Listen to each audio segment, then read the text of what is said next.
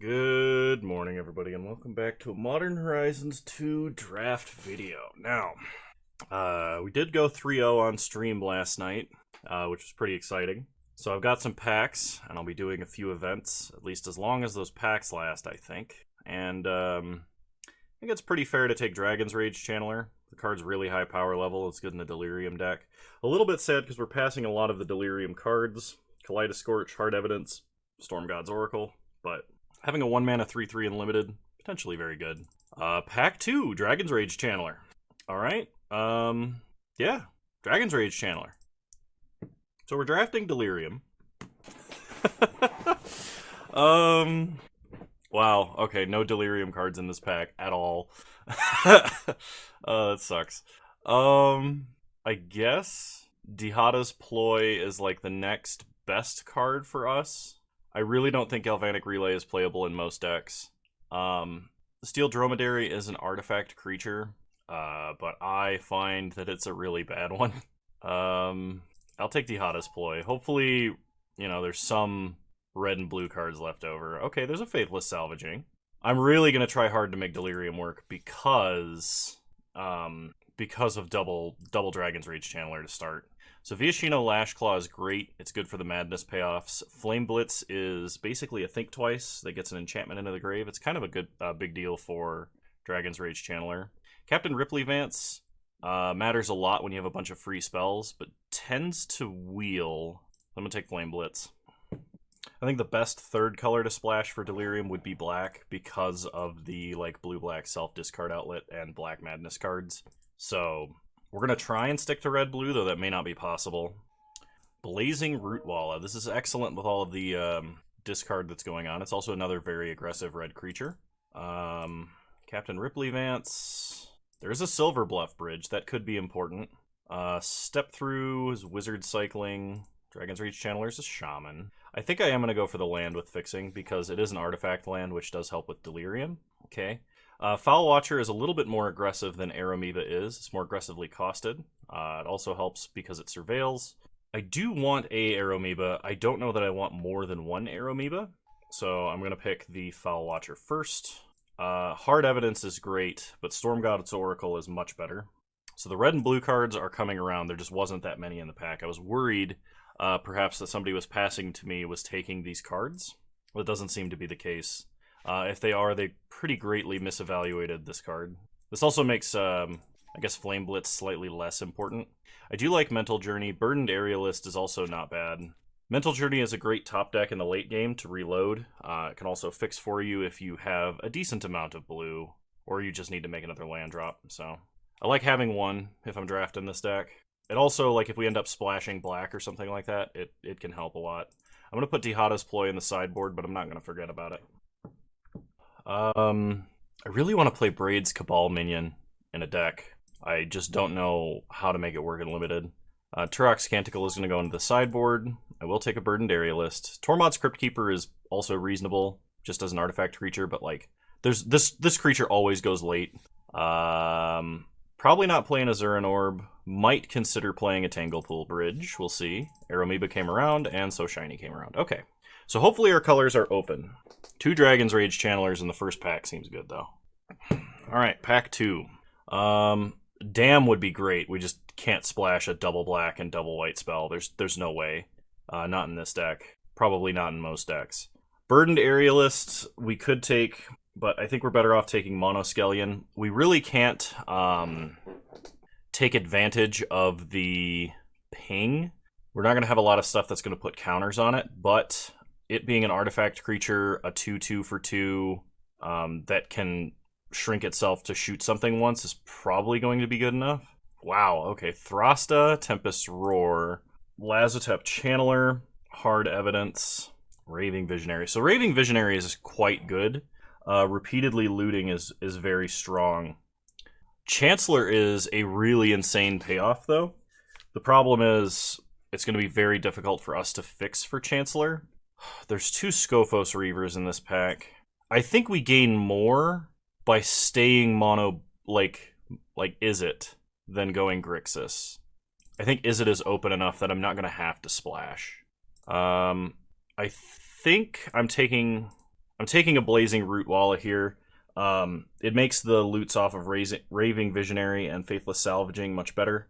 Storm God's Oracle went all the way around in the first pack, so it could potentially go all the way around in this pack. Unholy Heat, definitely taking Unholy Heat. Calibrated Blast, we're not going to have a whole bunch of high mana cost cards. Unholy Heat, there's a reason that Unholy Heat is seeing play in Constructed, so.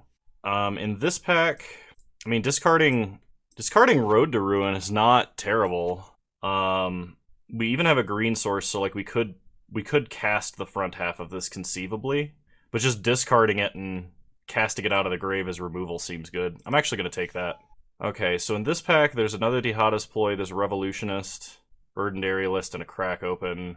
I'm going to take the Revolutionist. I like having Revolutionist for top end. I think it's very strong. Another Unholy Heat, red's wide open. Faithless Salvaging, Lucid Dreams, Batterbone is quite good. I don't think I want to take a tap land just for the sake of having a tap land.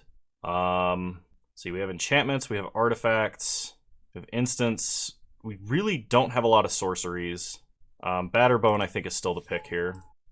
I will take a Burdened Aerialist, because I think that's the card that fits in this deck the best, although it's not necessarily the greatest. Also, 2 Burdened Aerialists making treasures does make casting something like Road a little bit easier. Hard Evidence. Chancellor came all the way around. I think I need some sorceries, though. I have quite a bit of instants. I have a few enchantments, a few artifacts. Yeah, I'll take Hard Evidence. Storm God's Oracle is excellent. We're drafting a very, very good Delirium deck. Foul Watcher seems good. So, like, from here, we're basically looking for... do I want another Faithless Salvaging?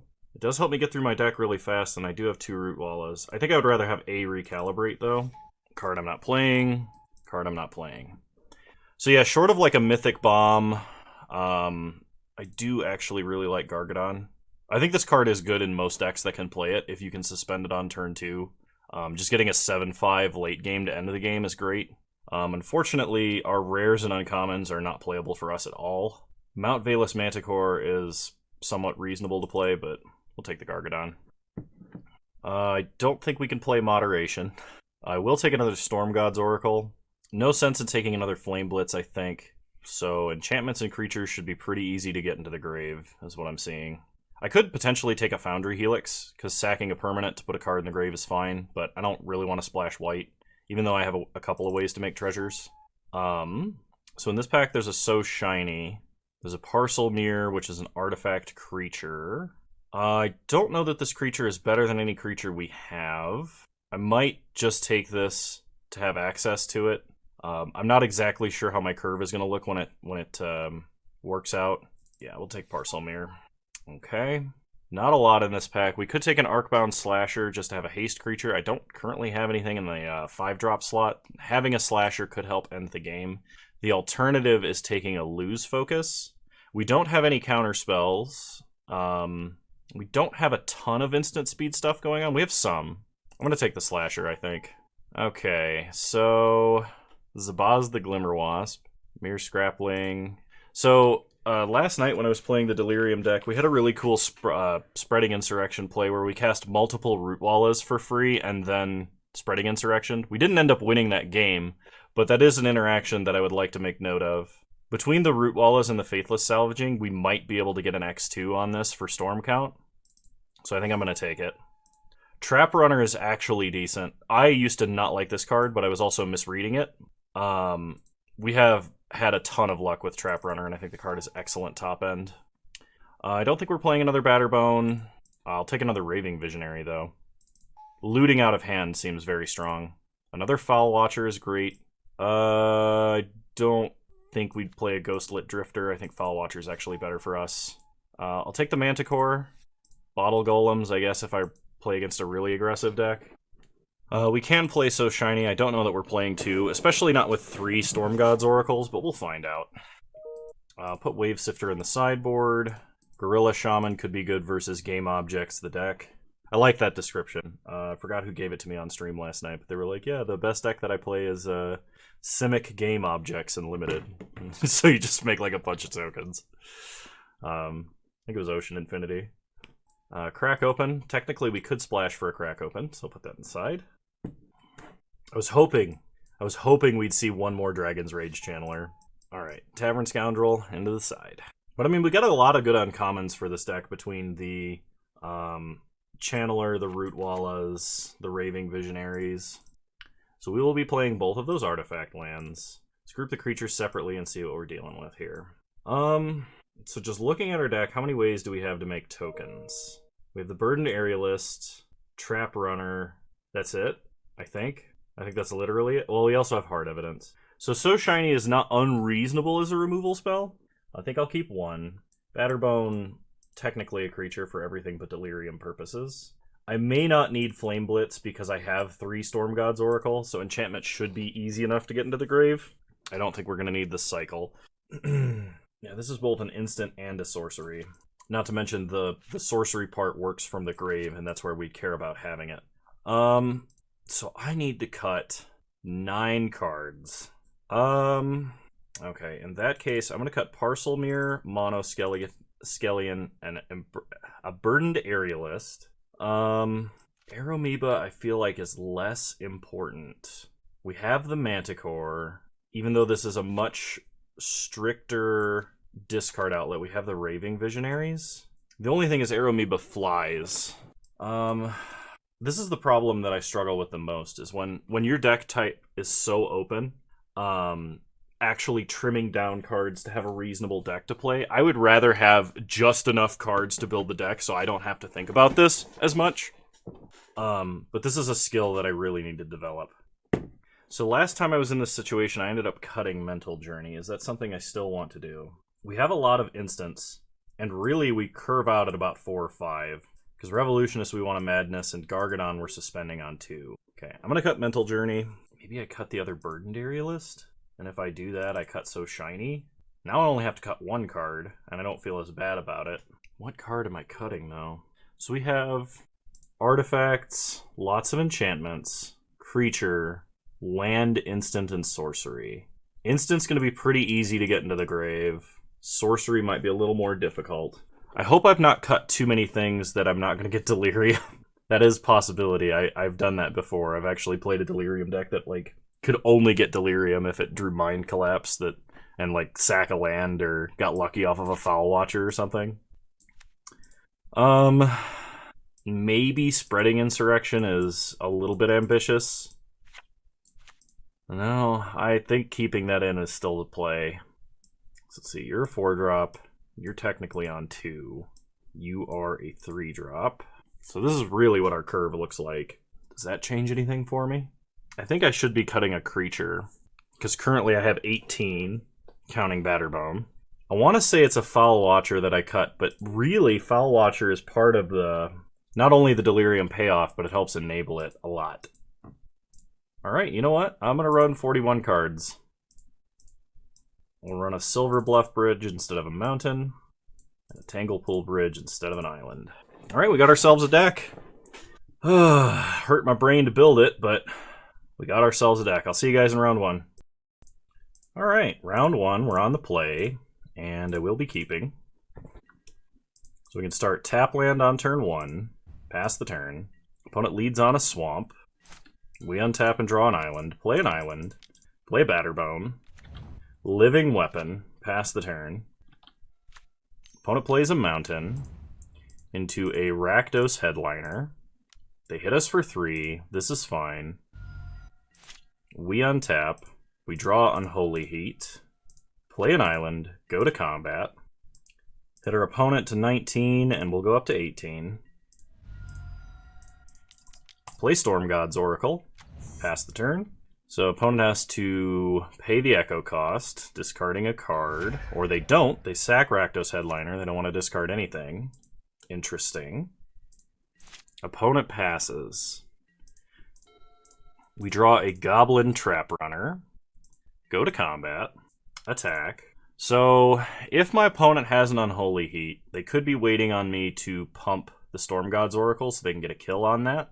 The alternative is if they have an Unholy Heat and I play out Trap Runner, they answer Trap Runner. And we're not playing Trap Runner that turn. I think we just deal the damage, then play Trap Runner.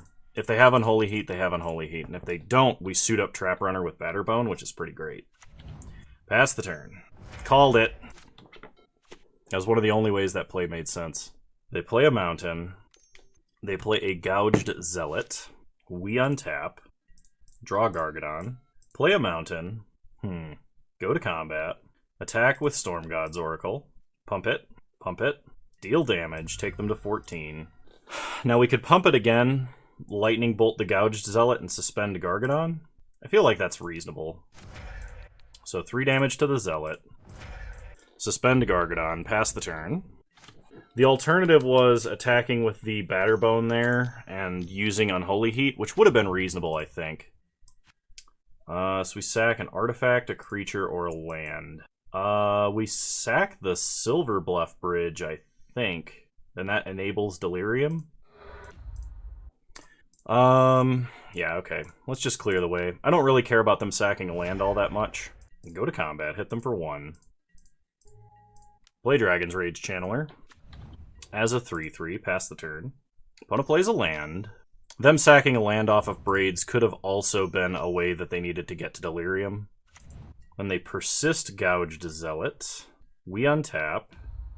Gargadon ticks down to 2. We draw a Faithless Salvaging. Alright, pass the turn. We're going to wait on that. Opponent only has 1 card left in hand. If they have a 1 more card type they can fit in the grave, they can enable Delirium and kill that on attack, but they don't. We take 3. Untap, Gargadon ticking down to 1. We draw Storm God's Oracle. So go to combat. Attack for 1. Take our opponent to 12. Play the Oracle. Pass the turn. I don't know why this is like a weird shaped exile zone thing. Pass the turn. Opponent untaps. They play Blazing Rootwalla. And they are out of cards. Okay, they attack us for 3. So we double block. They have to pick which creature to kill. And if they kill Storm God's Oracle, we kill Rootwalla. Okay, they kill the token. That's fine. If we can draw an untapped land, I'm pretty sure this game is over. I'm pretty sure it's over anyway, unless my opponent has an excellent top deck. But cast Gargadon. We draw another Storm God's Oracle. Okay, go to combat. Attack for 8.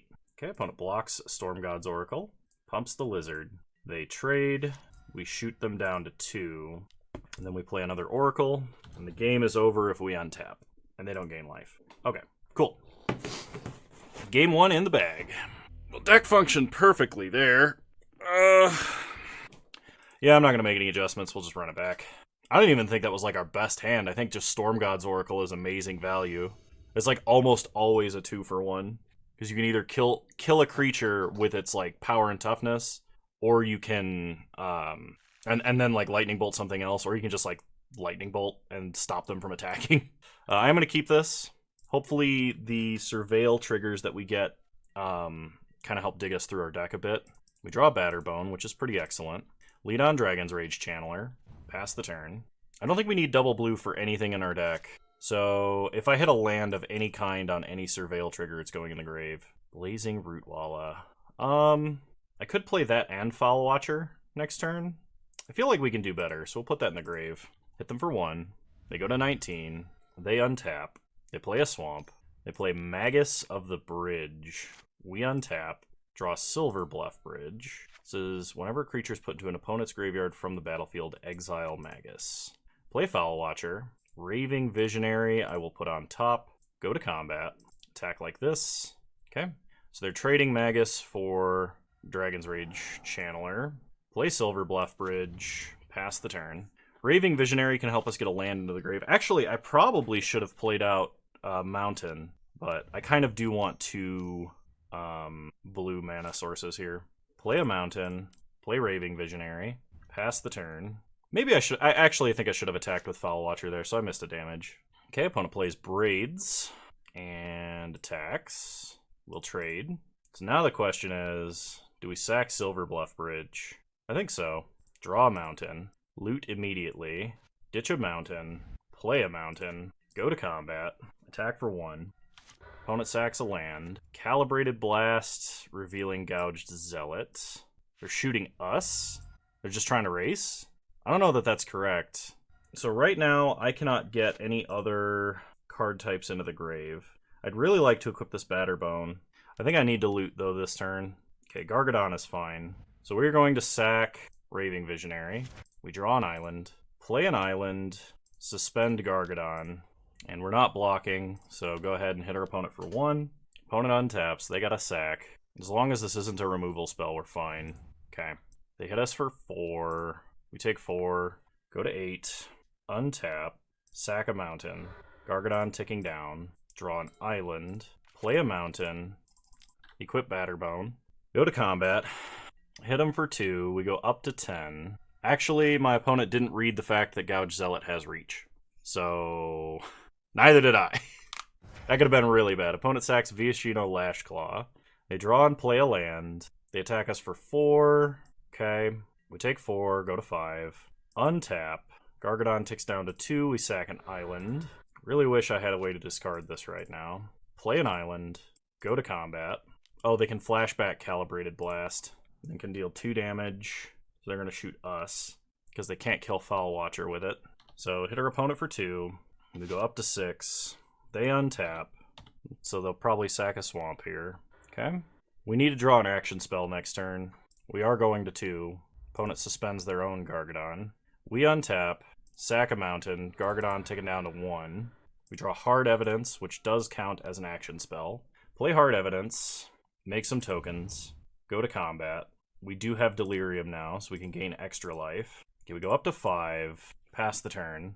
So Hard Evidence was an amazing top deck there, just because of permanent count. So opponent has to sack something. They sack Braids. They cannot sack any more lands.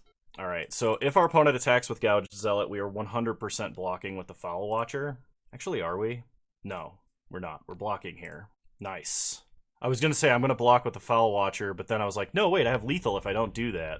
Ah, yes. The old Kano spies the punt before he punts. Psychic future punts, also known as evaluating your own actions. Alright, I'll see you guys in round 2. That was a good round 1. Alrighty, welcome back everybody to round 2, and I like this hand, so I'm going to keep it. We are on the draw for round 2. Apparently this shirt is close enough to the green screen that it's having a little bit of trouble. So for anybody who can't see, this is World's Tallest Leprechaun. Can make this nice and big for anybody who wants to take a snapshot. But the shirt on the Leprechaun design is like the exact color of my green screen. So that's actually going to be tanned out, or transparent, made transparent is what I'm trying to say. All right. So we draw Foul Watcher, which is excellent because that means, well, actually it's not. We already have a play on turn 2, and that's Suspend Gargadon, like 100%. Opponent leads on Vermin Gorger. We draw Unholy Heat, which is probably going to be quite good. That gives us several different things we can do on turn 3. But Suspend Gargadon. Opponent plays a Patchwork Gnomes, so they do have a Madness outlet, and they attack us for 2. We untap, Gargadon ticking down. We draw an island. Okay, so we can play Storm God's Oracle. We can play Unholy Heat and Foul Watcher. We can play Faithless Salvaging, which I think we're better off waiting on that one. I think the best thing we can do is play Storm God's Oracle, because as long as it's on the field, we can block the Patchwork Gnomes, and if they kill it, we can kill the Vermin Gorger. So it's going to delay and buy us quite a bit of time.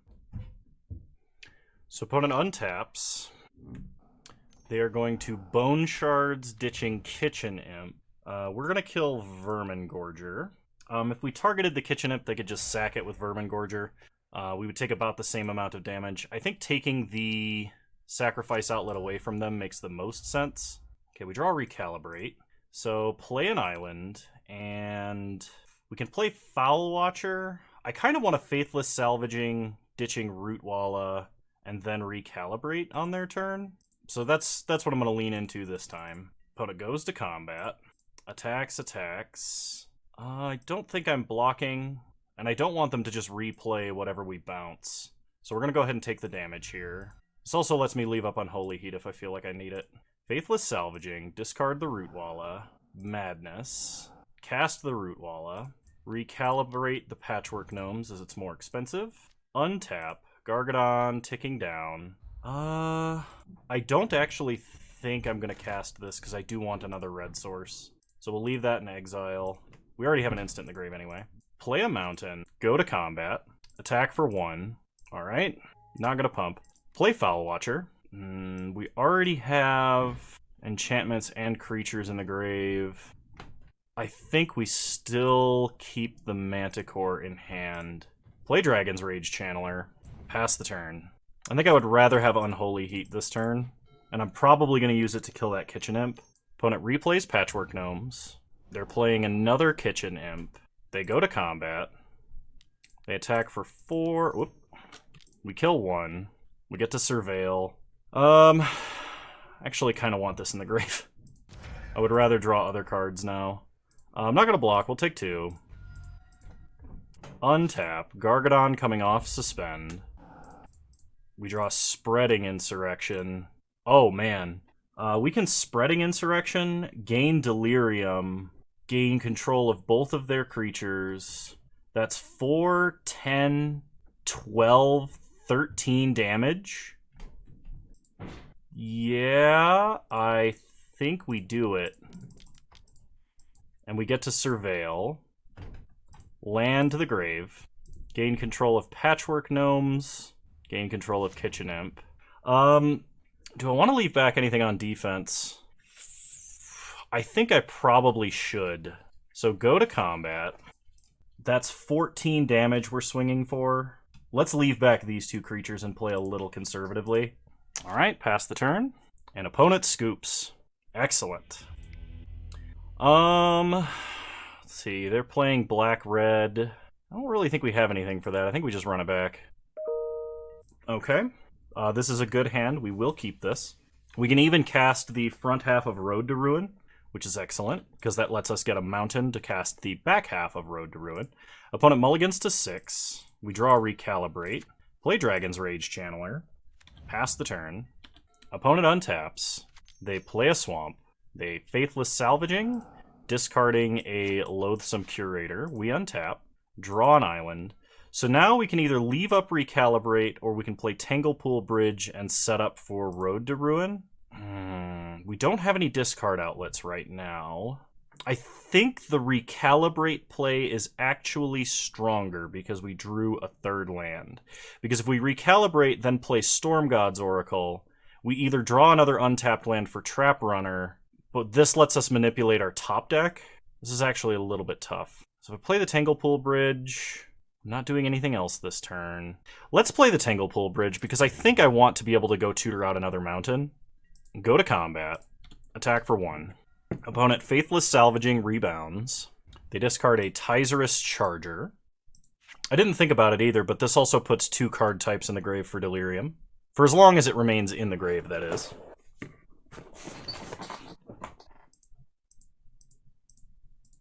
Opponent plays a Swamp into a Guiltblade Prowler. Alright, we untap. We draw Mount Valus Manticore. I don't know if that's coming through, but the cat is meowing because it wants to be let into the upstairs bathroom. There's nothing in there. It just does this every now and again. It's like, why is this door shut? Meow! It's funny. Play an island. Let's cast Road to Ruin because I really think we're going to need... Well, hang on. If I cast Road, I'll be getting a mountain, then I can play an island and I'll have 5 mana. My play next turn can then either be Ruin and Recalibrate, Storm God's Oracle and Recalibrate, or potentially like a Trap Runner and an Unholy Heat if I were to top deck one. Okay, let's do this. So we get to Surveil, Mountain into the grave, because we have a little bit of trouble getting lands into the grave. We get a mountain, 3 card types, pass the turn. Okay, opponent's turn. They play a land, they go to combat and attack, no blocks. We untap. If they have removal on our upkeep, we could actually bounce our guy, get a Surveil trigger, and then replay him. I'm not opposed to that either. Okay, we draw a mountain. So, play an island. Can I get another card type into the grave? I can if I recalibrate during combat, or pre-combat even. So let's recalibrate and bounce. See if we can't force our opponent to react with like an Unholy Heat or something. Another Dragon's Rage Channeler. If I keep that on top, even though it enables Delirium this turn, it makes my next turn much crazier. Because then I can play 2 spells. So we're going to leave it on top, actually. Go to combat. Opponent casts a Mind Collapse. Okay. Second main. Play Storm God's Oracle. And they did have the removal anyway, so it wasn't like we were going to connect. It's not like I missed damage because of that. And I'm glad I did not put the other Dragon's Rage Channeler into the grave. Opponent plays a Guiltblade Prowler into a swamp. We untap. Draw Dragon's Rage Channeler. So I can attack and threaten to pump to trade and Lightning Bolt my opponent. So I'm going to do that. Okay, opponent does not take the bait. They take one. I guess one pump was technically free there, but I didn't do it. Play another Dragon's Rage Channeler. Play a Trap Runner, and we'll threaten Unholy Heat. Pass the turn. So next turn we can Flashback or Aftermath Ruin, and we can take out a large creature, up to 5 toughness. That will give me a Surveil trigger. Opponent scoops. Wow. This deck is crazy! 4-0. Alrighty, well, I'll see you guys in round 3. Alright, we are on the draw. This hand is a little bit sketchy. We have 2 plays, and they're good plays, to be fair. We have Batterbone and we have Gargadon. If we draw blue mana, we're in a much better spot. I'm really tempted to mulligan this, though, but any hand that's got Gargadon suspended on 2 is very tempting. We have no ways to manipulate our top deck and no removal. I think on the draw I'm comfortable mulliganing once. Alright, this is... in a way, this is better. I will keep this. I'm going to put back Road to Ruin, as I have no way to discard it. Kind of hoping I draw an island. Okay, we drew a mountain. Play Rootwalla. Pass the turn. Opponent plays a second mountain. If this is Viashino Lashclaw, I'm going to kill it with Unholy Heat on my turn, almost certainly. They suspend Gargadon. Alright. Well, we drew an island, so hard evidence. Get some tokens, power up the Rootwalla, get in for 3. Opponent plays a swamp. If we can get to Delirium and kill this Gargadon with Unholy Heat, we are in a fantastic spot. Considering that Unholy Heat is probably one of our only real answers for Gargadon. If we get, what's it called? If we get Recalibrate, we can bounce it. Untap, we draw Foul Watcher. Play a mountain. Play Foul Watcher. Let's manipulate our top deck here. Manticore. Manticore helps us actually get a land in the grave and clears the way for Rootwalla. I'm going to keep this on top. Putting it in the grave puts 2 more card types in the grave, but we don't need to do that right now. Opponent plays the Starfish. Passes turn. We untap. Draw the Manticore. Play the mountain. Play the Manticore. Beginning of combat. Discard a mountain. Ping the 1-drop. Or the 1-1. The 3-mana 1-1, not the 1-drop. Go to combat. Attack for 1. So we can get an instant into the grave. We just have to get one more thing in the grave. And that might just be a creature. Like, we might just have to block and take a hit from the Gargadon before we can kill it. But if we could kill that Gargadon before it attacks, it would be so much better. His opponent surveilled to find a land. I think they were a little bit desperate. Bone Shards, killing... Oh, yes, perfect. Okay. So opponent gets a 4-3 here, but they just put 2 more card types in the grave, which turned on Unholy Heat. We untap. We draw another Foul Watcher. Let's build our board. Surveil. I don't think I need this other island, so I'm going to put it in the grave. Go to combat. Attack them for 2. Okay, the instant this Gargadon comes off suspend, I'm going to Unholy Heat it. That minimizes the chances they have anything they can do with it. I want to do this before they draw, because I'm pretty sure there is a combat trick for, like, Undying Evil style. It comes back into play or something. Okay, Gargadon resolves. Immediately tastes Unholy Heat. Whew! Crisis averted. Opponent plays a land. They play a Guiltblade Prowler. They go to combat. No attacks. Okay. So they probably have a Terminal Agony here. Go to combat. Attack for 4 in the air. They go to 10. So suspend Gargadon. Pass the turn. A little late on that Gargadon, but... Opponent plays a swamp. Attacks for 4. No blocks. It's not like they can kill us with this creature in any way. Yeah. So they're going to get a Scophos Reaver here. We take 5 and go to 15. Opponent is going to pay 1 life and draw a card. Then plays a Viashino Lashclaw. Okay. Crack the clue on their end step. We get another Foul Watcher. Untap, Gargadon ticks down to 3. We draw a Blazing Rootwalla.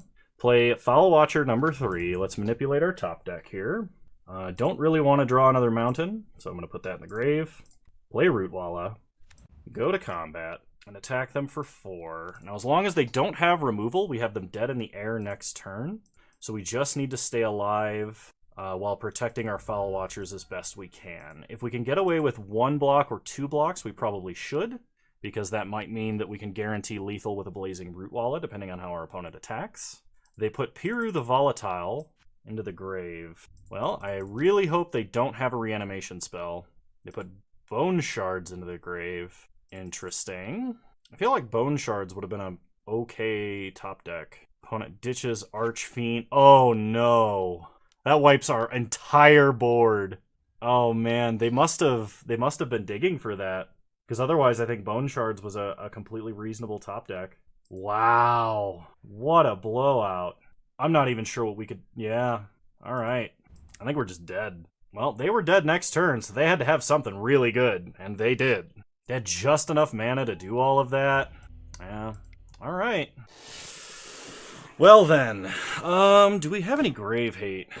We do not. Yeah, I think we just run it back. We're going to have to be luckier than that. Although, we do have a lot better hands than the one I kept.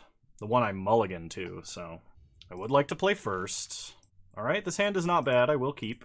Start on Silverbluff Bridge. Pass the turn. Opponent untaps. They lead on a swamp. We draw Dragon's Rage Channeler. Play Foul Watcher. Island into the grave. Pass the turn. Opponent untaps. Plays a mountain. Plays a Clattering Augur, loses a life, and draws a card. We untap and draw Storm God's Oracle. So I think we're playing that this turn because it's going to discourage attacks. It also means that we can set up for like a really combo-y turn between Dragon's Rage Channeler and multiple instants we can play in the same turn. Opponent plays a plane. So it looks like they're just splashing. They might have like Late to Dinner or something like that. I could kill Clattering Augur, but I think I would rather just have the damage to face here. Opponent attacks us for 1. Sure. We untap and draw Spreading Insurrection. Play a land. Go to combat. I feel like they have Unholy Heat, and if they do, they're going to cast it probably on Foul Watcher here. Okay. If they've got it, they're disciplined. So play Dragon's Rage Channeler. Pass the turn. If they Unholy Heat, I would consider recalibrating my creature. Okay, opponent plays a Cabal Initiate. They go to combat and attack for 1, no blocks. Okay, I am actually going to Unholy Heat here. Raving Visionary... I don't really want to draw that. I'm going to put that in the grave. Untap. We draw a mountain. Alright, Spreading Insurrection seems like it will be quite good later. Attack our opponent for 5. They go to 9. Pass the turn. Opponent untaps, plays a Swamp into a Guiltblade Prowler. Attacks us for 1. Okay, on their end step. Recalibrate, because this lets us manipulate our top deck. I'm giving up protecting my creature, but I don't really want to draw that land. We untap, draw an island, play an island, go to combat, attack for 5. Okay. Pass the turn. Opponent untaps. And if they play like a single large creature, we can get them. Okay, I didn't even have to reveal Spreading Insurrection, so that's pretty big. Opponent's deck is 3 colors, so it means that they're probably going to struggle a little bit with mana costs. Especially because they're splashing for presumably Piru. It means they have at least 3 white mana sources, and if they have Late to Dinner, it means they need less to reanimate it, but the setup for it might be a little bit harder. I might actually want to be playing Aeromoeba here because of the number of creatures on the ground that my opponent has. I'm going to drop a Raving Visionary for an Aeromoeba, because they both perform a similar purpose, but Aeromoeba is also resistant to the Archfiend killing everything. And we'll try it like that. I hope we have a really good hand, and we just snowball super hard so we can get the 3-0. We are on the draw, which is a significant disadvantage. I cannot keep a hand like this. There's no guarantee I'm going to draw blue at all. This is better, but not by much. I think I have to keep, and I think I have to put back Arcbound Slasher. Not a fan. We need some good top decks. Going to 5, I think, lowers our win percentage by more than keeping this hand, which was a little bit marginal. Okay, Storm God's Oracle is an excellent top deck. Okay, opponent plays Mountain Swamp, suspends Gargadon, which we can just unsummon when it comes down if we're not going to Unholy Heat. Play Foul Watcher. Let's go ahead and Surveil. Revolutionist, put into the grave. It's going to be too expensive and we don't have any discard outlets yet, so we're better off just using it to build Delirium. Gargadon ticks down to 3. Opponent plays Guiltblade Prowler. We untap, we draw Dragon's Rage Channeler. I cannot get to Delirium unless I hit one of my enchantment creatures by casting Recalibrate this turn. That might still be worth it, but the alternative is playing Storm God's Oracle, which if it dies, will enable Delirium. So we're going to play Storm God's Oracle this turn, but we're going to attack first. So hit our opponent for 1. Play Storm God's Oracle. Pass the turn. Actually, this doesn't, because one of the creatures, or one of the card types we have in the graveyard already is creature, so this is just an additional card type. Opponent goes to combat. Does not attack. We untap. We draw a mountain. Play mountain. Play Dragon's Rage Channeler. Go to combat. Attack, attack. Opponent does block. Do I want to pay to trade? I think I do. 3 damage to our opponent. Pass the turn. Gargadon ticks down to 1. Opponent plays a Plains. Plays Fury. It has double strike. Oh, crap. Okay. 2 and 2. I can attempt an Unholy Heat, which if I hit a land, an artifact, or a sorcery, I can turn on Delirium, not for the damage, but to save Dragon's Rage Channeler, and I think that's worth it. It's worth it to try. So we Surveil. There's a sorcery. Put it in the grave. So Fury only takes 2 damage, but that means Dragon's Rage Channeler survives. Opponent passes. We untap and draw Foul Watcher. We really need to hit a land here. Aeromoeba is not a land. Put it in the grave. Go to combat. Hit our opponent for 3. So our opponent's going to hit us for 13 next turn. Because we're not blocking, but if we draw a land and can cast Spreading Insurrection, we basically have this in the bag. Unless, of course, they can, like, hit us with a bunch of removal or otherwise stonewall us. But we're going to 7. If we draw a land and they have no blockers, we can Spreading Insurrection Gargadon and hit them for exactly lethal. They play Lashclaw and Hellmongrel. We untap. We draw Storm God's Oracle. Oh man, if only we hit a land. So, go to combat. Okay, so we have to attack with Dragon's Rage Channeler this turn. This means I'm either casting Recalibrate or I'm casting Storm God's Oracle. If I cast Recalibrate, I have to bounce Gargadon, and then I have to block Fury, and we're taking lethal because Hellmongrel. If I play Storm God's Oracle, I can block Fury, Double Strike kills it, I can kill Lashclaw, and I can block Hellmongrel, but then we still take 7. Oh my gosh, I think I lost this league because I didn't draw a land. Because there's no way my opponent just doesn't attack all out. If they don't play smart and they end up playing both cards in their hand pre-combat and those cards don't impact the board, if they play in such a way that... No, we're still dead, even then. Pretty sure they just right-click attack all. We would have to have our other Unholy Heat, which we do have in the deck, we just can't do anything with it. Because no matter how I block here, one's got to be there, one's got to be there for max prevention.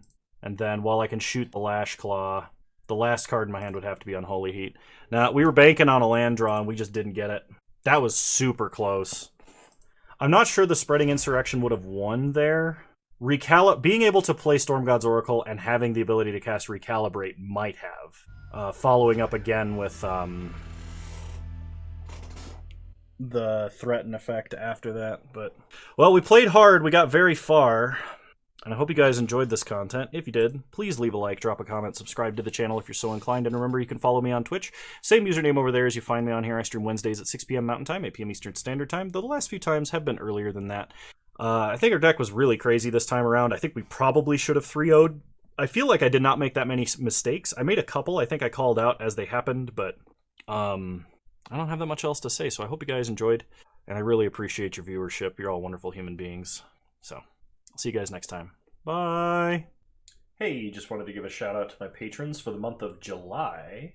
You guys are awesome. I really appreciate your support, and if you want to have your guys' names show up in this list, there's a link to my Patreon in the description down below. Thank you all so much.